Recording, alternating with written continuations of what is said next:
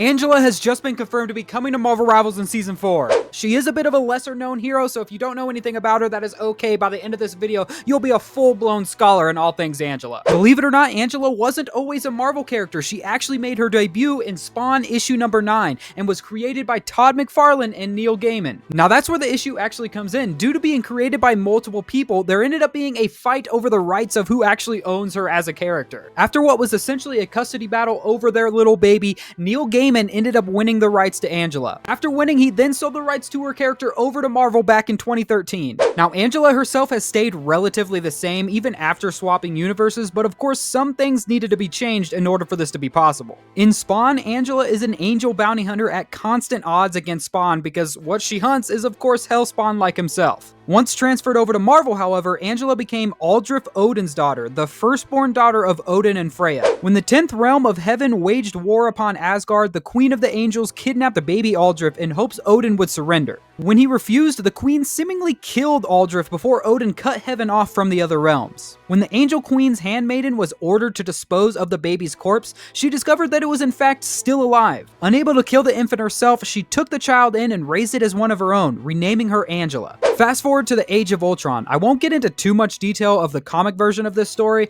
as that would take a whole other video, but to sum it up, Wolverine travels back in time to try and stop Ultron. And as we know, time is a fickle thing, and this causes a rift in space-time. This rift is what pulls Angela from heaven to Midgard. Confused and understandably pissed off, Angela makes her way to Earth to try and find out whoever brought her there. Unfortunately for her, she instead runs into the Guardians of the Galaxy. After a brief squabble, because this is comics and we love a good fight, she ends up joining the Guardians for quite some time. And now it's time for Angela to finally be reunited with her family. After the birth of Odin's second daughter, Lissa, Angela feels as though Odin isn't worthy of raising a daughter after what he put her through. So she does what every good sister does and goes to Asgard and kidnaps her. Now, of course, Thor isn't one to let his siblings go quietly, even if it's his own sister trying to take her away, so he steps up to battle her. Let's just say this didn't go too well for the not-so-mighty Thor. After already weakened from fighting off angels, Thor was no match for his sister in battle. Successfully rescuing her sister from Odin, Angela returns to the Guardians who are waiting for her. When the Asgardians finally regain their strength, they send the Valkyries to retrieve the child. Unaware of what's going on, the Valkyries tell the Guardians how Angela actually stole the child and it's not truly hers. Angela then explained to them all that when Lissa was conceived, it was in the world between realms, the same place Odin had imprisoned Surtur.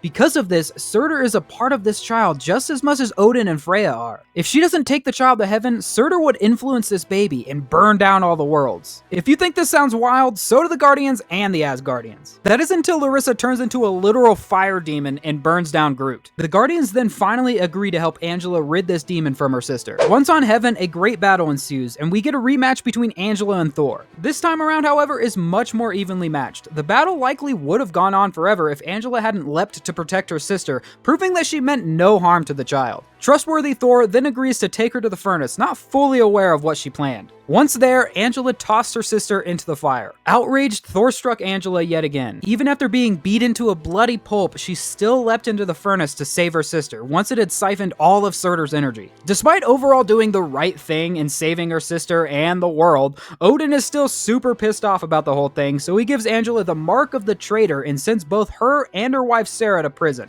Prepared to live their life together imprisoned, Angela turns to Sarah to embrace, only to see a knife going for her heart. This wasn't Sarah at all. This was a disguised dark elf, and not just any dark elf, but Malekith, leader of the Dark Elves. Malekith then revealed to Angela that Sarah had been imprisoned in hell, and if she wants her, she'd have to travel to a whole new realm to get to her. Believe it or not, fighting through the beasts of hell actually wasn't too much of an issue for Angela. In fact, she made it to the prisons and found Sarah with relative ease. But of course, there is always a problem. Once in prison in hell, you can only be released by the Queen of Hell herself. Now, of course, Hela wouldn't just let one of her souls go, especially one of her strong ones, so instead, Angela must face off against the Queen and become the Queen of Hell herself. Now, don't get it twisted, Angela is no match for the Queen of Hell in her current state, especially in her own domain. First, Angela must go through 3 trials to gain some strength. The first trial was a trial of fear. Angela must defeat a fear avatar while reliving her worst fear, which was losing Sarah. After defeating the fear avatar, Angela absorbed it into herself, gaining its power. The second trial was chaos. Here, Angela was stopped by the Angel Marison, the first person Angela had ever killed. Forced into combat once again, Angela defeated Marison, only this time spared her life, thus passing the second trial. On the third trial, the Trial of Pain, both Angela and Sarah had to live through a life where they never knew each other, feeling nothing but loneliness.